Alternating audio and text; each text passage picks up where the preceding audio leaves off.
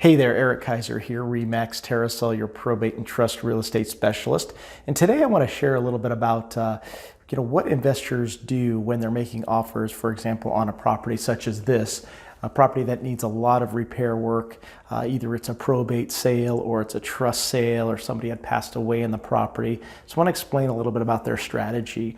What I do, I tend to try and come in the property first and gather all my estimates up so I kind of know what I'm looking at as far as when I review the offers. That's really important because what you're going to have is investors coming through and they're going to be putting their offers in subject to the repairs that they want. But also the thing to consider is the fact that they're going to be looking at making profit, usually anywhere from 15 to 40%. We'll have an investor open house where we get all the investors to compete for their profit margins, basically, because we already know the repair costs in detail going forward.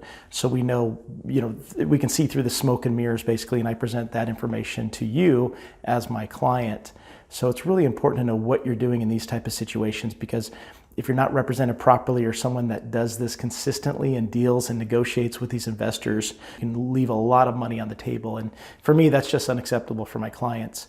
One of the tactics they tend to use is they tend to come in, and if they want to beat out other investors, what they'll do is they'll just throw a higher price on than what they should and what they realistically know the value is worth after putting all their improvements in. So you got to be careful of that in understanding that. Really, really important, because what they'll do is they'll tie you up in escrow. You'll open escrow. They'll bring their contractor in and say, "Oh, it's going to be more than what we thought." And that's a typical strategy used by these wholesale flipper guys out there with no experience that'll try to sell the deal to someone else, or investors, or other realtors that are representing investors. So these are things that you really need to know, and the only way to know it is going through these transactions, negotiating these deals. I usually sell about one property a month that is either a probate or a trust sale that is like this. So sometimes what we'll do is we'll go in and we'll fix up the property. If it's worth it, we'll add a few $1,000s into it. And if the property is going to sell for a higher value, we'll do that. And with my clients, I tend to front the money, so there's no out-of-pocket expenses in doing those repairs.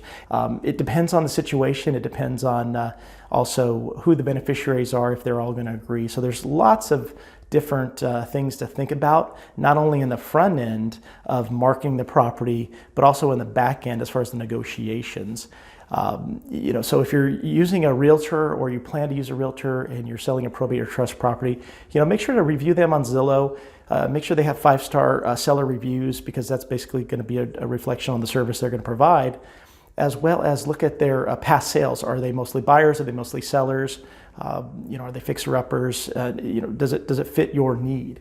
If you do have a property in either LA County, Riverside County, Orange County, or San Diego County, feel free to reach out to me. Give me a call. I'll be more than happy to assist you. I am a former certified AR appraiser.